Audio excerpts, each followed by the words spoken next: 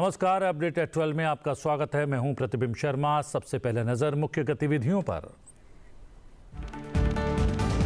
प्रधानमंत्री 2 से 9 जुलाई के बीच करेंगे 5 देशों की यात्रा। ब्राजील के रियो डी जेनेरियो में आयोजित 17वें ब्रिक्स शिखर सम्मेलन में लेंगे हिस्सा।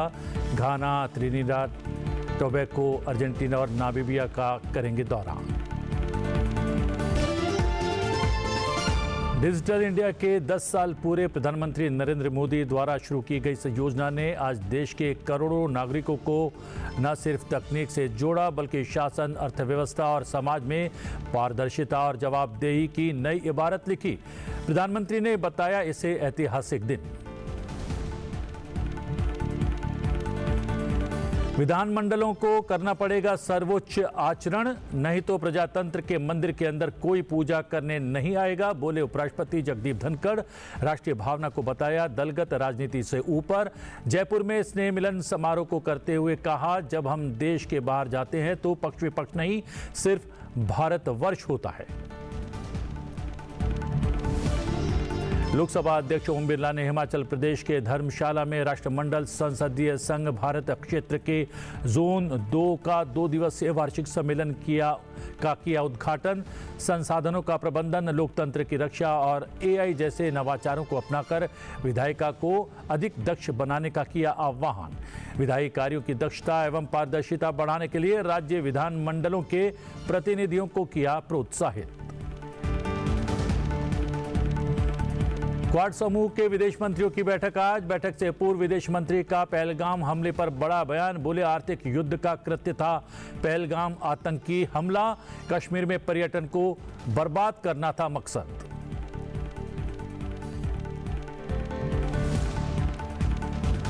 प्रधानमंत्री नरेंद्र मोदी 2 जुलाई से 5 देशों घाना, त्रिनिदाद टोबैगो, अर्जेंटीना, ब्राजील और नामीबिया की यात्रा करने वाले हैं। इस दौरान वो ब्राजील में ब्रिक्स शिखर सम्मेलन में भी हिस्सा लेंगे और वैश्विक दक्षिण के कई प्रमुख देशों के साथ भारत के संबंधों को विस्तार देंगे। यात्रा के पहले चरण में प्रधानमंत्री 2 और 3 जुलाई को घाना जाएंगे, जो 30 साल में किसी भारतीय प्रधानमंत्री की पहली द्विपक्षीय यात्रा होगी। इस दौरान प्रधानमंत्री मोदी घाना के राष्ट्रपति जॉन द्रामनी महमा और प्रधानमंत्री से मुलाकात करेंगे। वो घाना के राष्ट्रपति से मिलकर आर्थिक, ऊर्जा, रक्षा और विकास सहयोग पर चर्चा करेंगे। इसके साथ ही इकोवास और अफ्रीकी संघ के साथ भारत की भागीदारी को मजबूत करेंगे। प्रधानमंत्री नरेंद्र मोदी घाना की संसद को संबोधित करेंगे। इसके अलावा घाना में भारतीय समुदाय से बातचीत भी करेंगे। Honorable Prime Minister will be visiting Ghana on 2nd and 3rd July. This visit is happening after 30 years. There will be delegation level talks during which the bilateral relations will be reviewed and also discuss various ways to strengthen and deepen bilateral relations. Honorable Prime Minister will have a one-on-one meeting with his counterpart. Then there will be a banquet dinner in honor of Honorable Prime Minister. The next day, Prime Minister will be addressing the Parliament and he also will be interacting with the Indian community there. 3 और 4 जुलाई को प्रधानमंत्री Narendra Modi Trinidad और Tobago जाएंगे, जहां की 40 से 45% आबादी भारतीय मूल की है। ये 1999 के बाद पहली पीएम स्तरीय कोई यात्रा होगी। राष्ट्रपति क्रिस्टिन काला कंगालू और प्रधानमंत्री कमला प्रसाद बिसेसर से प्रधानमंत्री मिलेंगे और संसद के संयुक्त सत्र को संबोधित भी कर सकते हैं। हम बता दें कि इस यात्रा का मुख्य उद्देश्य सांस्कृतिक और द्विपक्षीय संबंधों को और मजबूत बनाना है। This marks the first visit by Prime Minister Modi to TNT or Trinidad and Tobago as Prime Minister and is the first bilateral visit by an Indian Prime Minister to TNT since 1999. The visit comes at an opportune time as this year in 2025 the country is commemorating 180 years of the arrival of Indian immigrants to Trinidad and Tobago. This shared history forms the bedrock of our close and enduring people-to-people ties. प्रधानमंत्री नरेंद्र मोदी अपनी यात्रा के तीसरे चरण में 4 और 5 जुलाई तक Argentina का दौरा करने वाले हैं। इस दौरान प्रधानमंत्री अर्जेंटीना में राष्ट्रपति जेवियर माइली के साथ द्विपक्षीय वार्ता करेंगे। इस बातचीत में रक्षा, कृषि, खनन, तेल और गैस, नवीकरणीय ऊर्जा और व्यापार जैसे मुद्दों पर चर्चा की जाएगी। अर्जेंटीना दुर्लभ खनिजों का बड़ा स्रोत हो सकता है और भारत इस क्षेत्र में सहयोग बढ़ाना चाहता है। ये दौरा भारत अर्जेंटीना स्ट्रेटेजिक पार्टनरशिप को और गहरा करेगा, खासकर ग्लोबल साउथ में भारत की स्थिति को और भी मजबूत बनाएगा। Prime Minister Shri Narendra Modi is visiting Argentina on 4th and 5th July on an official visit. PM has traveled earlier to Argentina for a G20 meeting in 2018, but this will be the first bilateral visit by an Indian PM in the last 57 years. Argentina holds the world's second largest shale gas reserves and the fourth largest shale oil reserves, along with, of course, substantial conventional oil and gas deposits, making it a potentially important energy partner for India in the future. प्रधानमंत्री Narendra Modi 17वें BRICS शिखर सम्मेलन में भाग लेने के लिए 5 से 8 जुलाई 2025 तक Brazil का दौरा करेंगे। 17वां ब्रिक्स नेताओं का शिखर सम्मेलन रियो डी जेनेरियो में आयोजित किया जाएगा। ब्राजील की राजकीय यात्रा के लिए प्रधानमंत्री मोदी ब्राजीलिया जाएंगे, जहां वो राष्ट्रपति लूला के साथ व्यापार, रक्षा, ऊर्जा, अंतरिक्ष प्रौद्योगिकी, कृषि, स्वास्थ्य और लोगों के बीच आपसी संपर्क सहित आपसी हितों के क्षेत्रों में दोनों देशों के बीच रणनीतिक साझेदारी को व्यापक बनाने पर द्विपक्षीय चर्चा करेंगे। ये प्रधानमंत्री नरेंद्र मोदी की चौथी ब्राजील यात्रा होगी। भारत और ब्राजील आतंकवाद विरोधी और रक्षा उत्पादन में सहयोग भी बढ़ा सकते हैं। The 17th BRICS summit is taking place on 6th and 7th. Honorable Prime Minister will arrive on the 5th evening, but the main program is on the 6th. The Brazil's agenda more or less is encapsulating the ideas of the global south, and these are more or less in alignment with India's positions. And lastly, India will be holding the chair of the BRICS next year, and which is why in this context Honorable Prime Minister's visit is even more important for us. प्रधानमंत्री नरेंद्र मोदी 9 जुलाई को Namibia के दौरे पर रहेंगे। इस दौरान वो Namibia के राष्ट्रपति नेटुम्बो नंदी नदैत्वा से मुलाकात करेंगे और नामीबिया के संस्थापक राष्ट्रपति डॉक्टर सैम नुजुमा को श्रद्धांजलि अर्पित करेंगे। प्रधानमंत्री संसद को भी संबोधित कर सकते हैं। ये उनकी पहली नामीबिया यात्रा होगी। नामीबिया में कई खनिजों का विशाल भंडार है। नामीबिया से ही भारत में चीते लाए गए थे।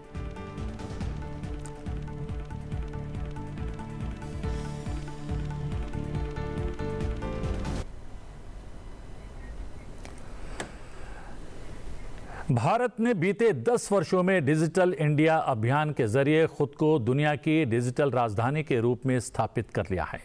1 जुलाई 2015 को प्रधानमंत्री नरेंद्र मोदी द्वारा शुरू की गई इस महत्वाकांक्षी योजना ने आज देश के करोड़ों नागरिकों को न सिर्फ तकनीक से जोड़ा है, बल्कि शासन, अर्थव्यवस्था और समाज में पारदर्शिता और जवाबदेही की नई इबारत भी लिखी है। ऐसे में डिजिटल इंडिया के 10 साल पूरे होने पर प्रधानमंत्री नरेंद्र मोदी ने भी सोशल मीडिया प्लेटफॉर्म एक्स पर एक पोस्ट किया है। अपनी पोस्ट में प्रधानमंत्री नरेंद्र मोदी ने लिखा है, आज एक ऐतिहासिक दिन है क्योंकि हम 10 साल डिजिटल इंडिया मना रहे हैं। 10 साल पहले डिजिटल इंडिया की शुरुआत हमारे देश को डिजिटल रूप से सशक्त और तकनीकी रूप से उन्नत समाज में बदलने की पहल के रूप में शुरू हुई थी।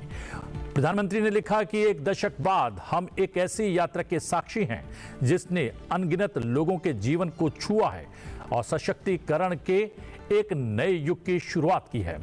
140 करोड़ भारतीयों के सामूहिक संकल्प से प्रेरित होकर भारत ने डिजिटल भुगतान में नई प्रगति की है।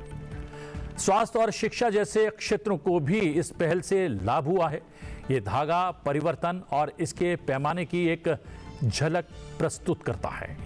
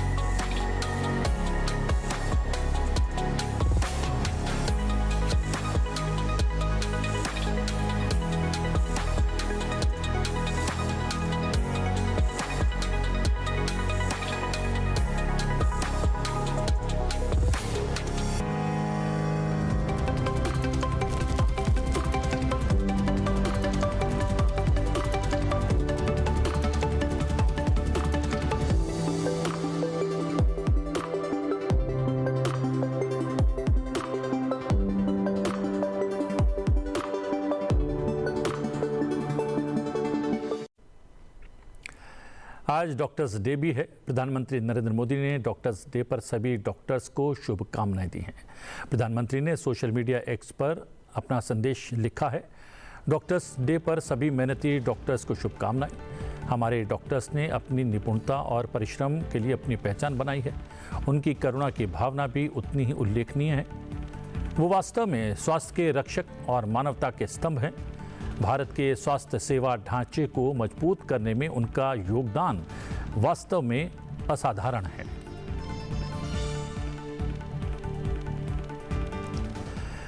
आज सीए दिवस के अवसर पर प्रधानमंत्री नरेंद्र मोदी ने सभी चार्टर्ड अकाउंटेंट्स को सीए दिवस की शुभकामनाएं दी हैं।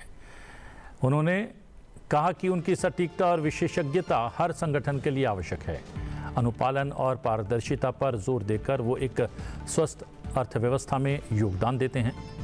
सफल निगमों के पोषण में उनकी भूमिका भी उल्लेखनीय है।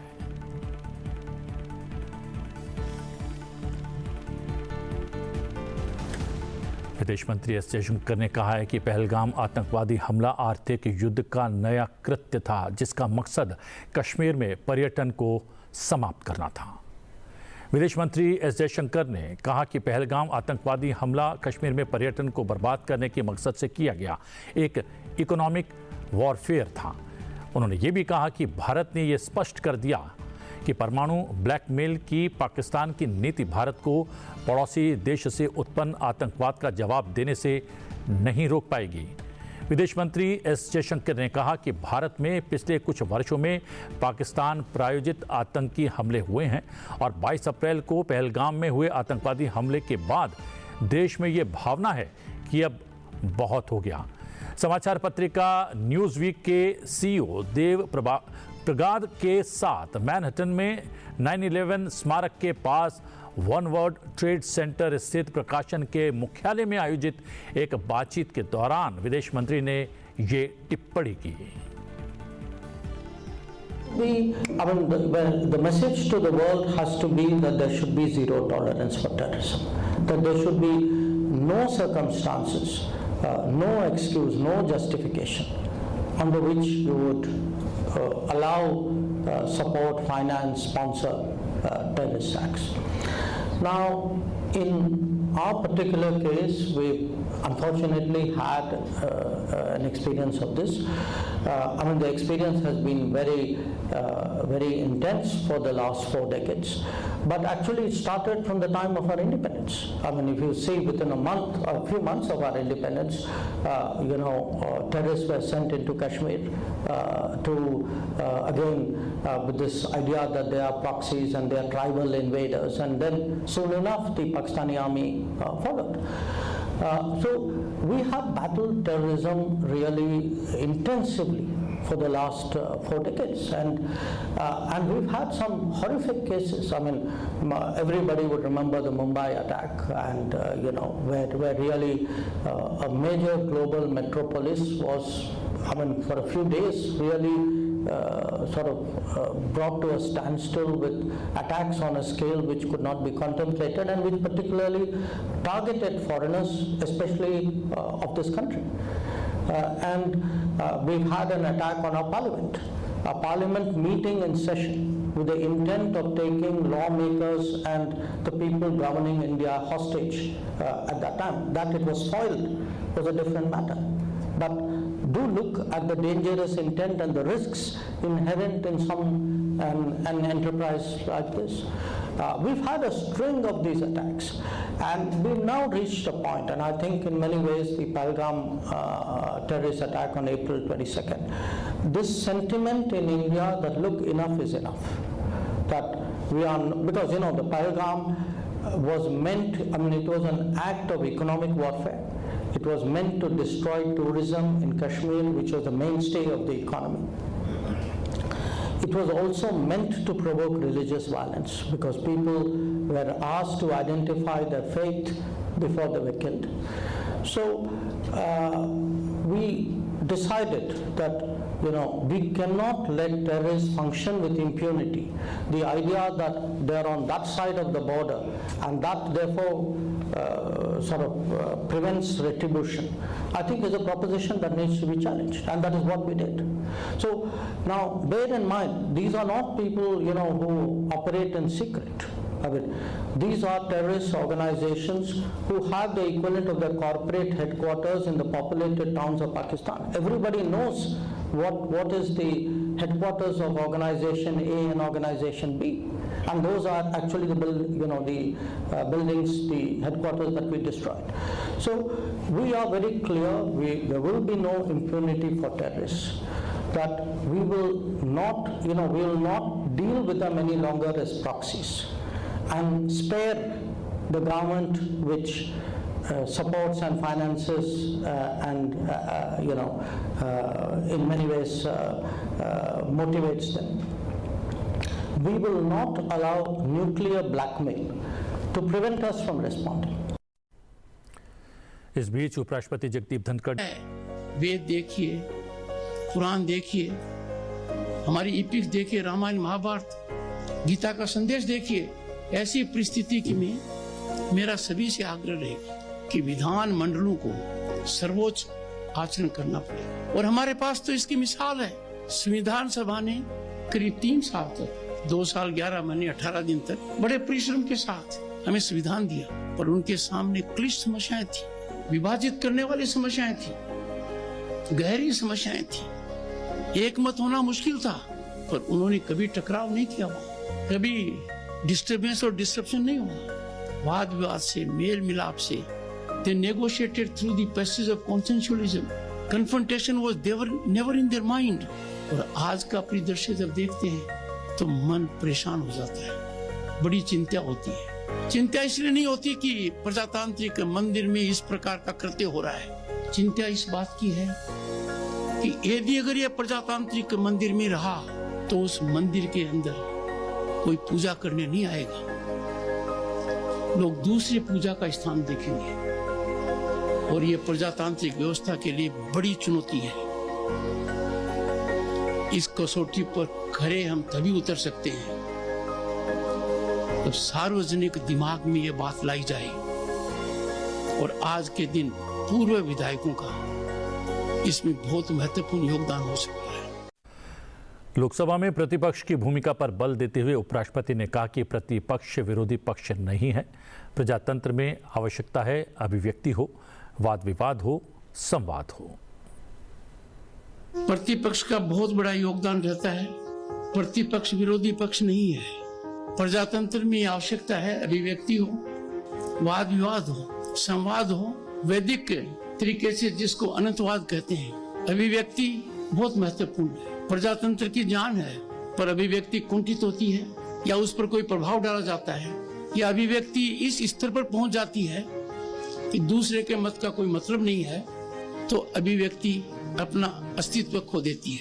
अभिव्यक्ति को सार्थक करने के लिए वाद विवाद जरूरी है, और वाद विवाद का मतलब है कि जो लोग आपके विचार से एक मत नहीं रखते, प्रबल संभावना है कि उनका मत सही है, इसलिए दूसरे का मत सुनना आपकी अभिव्यक्ति को ताकत देता है।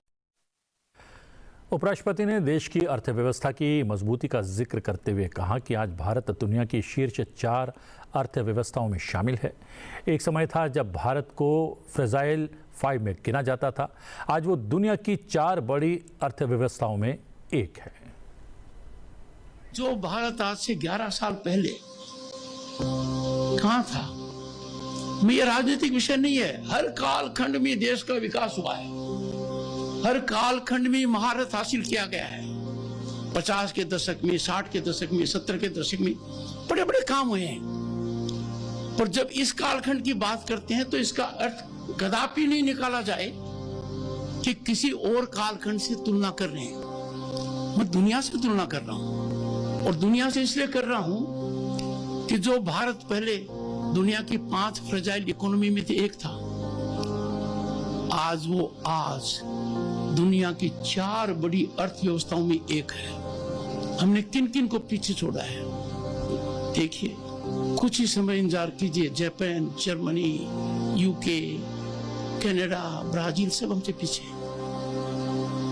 ऐसी छलांग लगी है कि गत दशक को दुनिया क्या कहती है? दुनिया कहती है कि पिछला दशक आर्थिक अर्थव्यवस्था के हिसाब से, उसकी प्रगति के हिसाब से भारत ने जो प्रगति की है वो किसी और बड़े देश ने नहीं।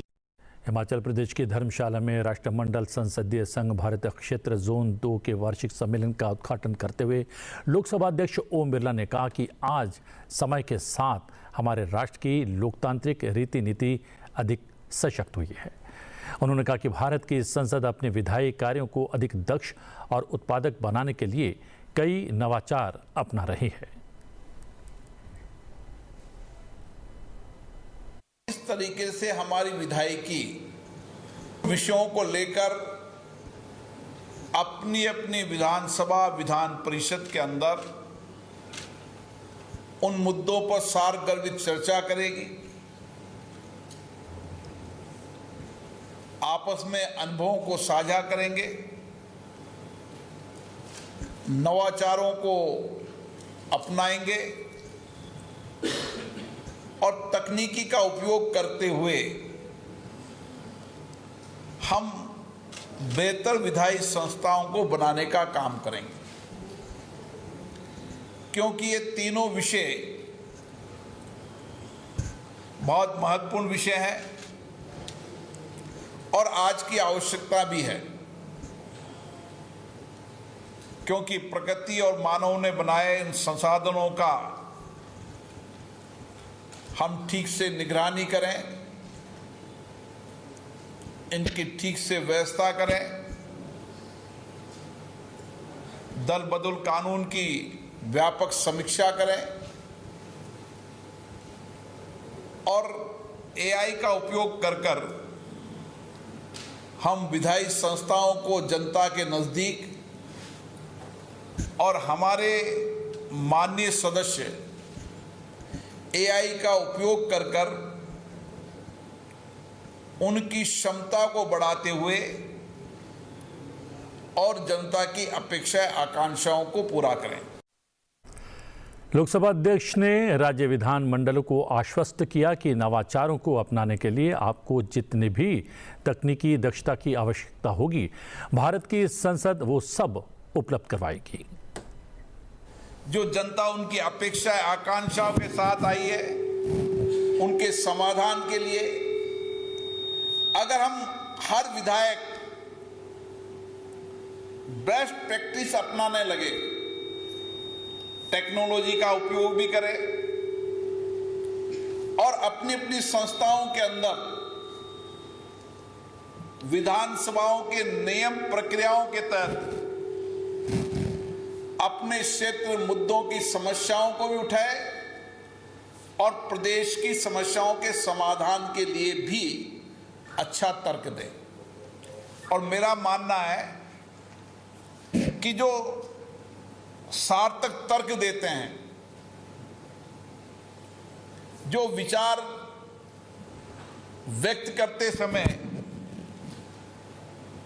उनकी जितनी गरिमा और सारगर्भिता से विचार व्यक्त करेंगे, उनकी खुद की गरिमा भी बढ़ेगी और संस्था की गरिमा और प्रतिष्ठा भी बढ़ेगी। देश भर में आज से कई महत्वपूर्ण नियमों में बदलाव हो गए हैं, जिसका सीधा असर आम आदमी की रोज़मर्रा की ज़िंदगी और ख़र्चों पर पड़ने वाला है। इनमें पैन कार्ड से लेकर banking, railway ticket booking, gas cylinder की कीमत और क्रेडिट कार्ड से जुड़े नियम शामिल हैं। ट्रेनों में नॉन एसी और एसी क्लास दोनों के ही टिकट के दाम आज से थोड़े से बढ़ जाएंगे। नॉन एसी के टिकट के दाम प्रति किलोमीटर 1 पैसे, एसी क्लास के 2 पैसे बढ़ाए गए हैं। वृद्धि 1000 किलोमीटर से ज़्यादा दूरी पर लागू होगी। द्वितीय श्रेणी में 500 किलोमीटर तक यात्रा के लिए कीमतों में बदलाव नहीं होगा। यात्रा 500 किलोमीटर से अधिक है तो प्रति किलोमीटर 0.5 पैसा अतिरिक्त देना होगा।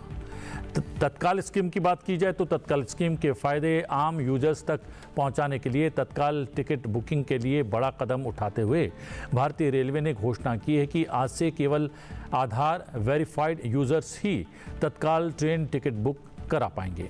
आज से तत्काल स्कीम के तहत टिकट केवल भारतीय railway catering and tourism corporation IRCTC की वेबसाइट और ऐप के जरिए आधार वेरीफाइड यूजर्स बुक कर सकेंगे। इसके अतिरिक्त 15 जुलाई 2025 से मंत्रालय ने तत्काल बुकिंग के दौरान एक अतिरिक्त आधार लिंक्ड OTP वेरिफिकेशन प्रोसेस को अनिवार्य कर दिया है। एजेंट्स पहले दिन तत्काल टिकट बुकिंग के शुरुआती 30 मिनट में बुकिंग नहीं कर पाएंगे। ये प्रतिबंध एयर कंडीशन क्लासेस के लिए सुबह 10 से 10:30 बजे और नॉन एयर कंडीशन क्लासेस के लिए सुबह 11 से 11:30 बजे तक लागू होगा।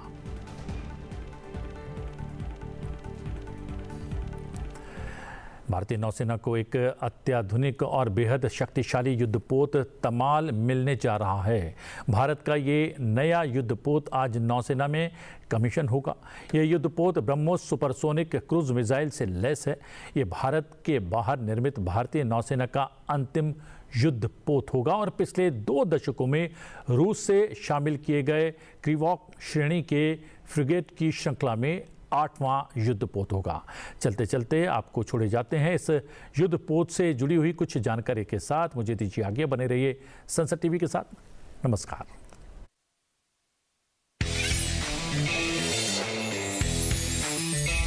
तमाल, रशियन हल, इंडियन सोल।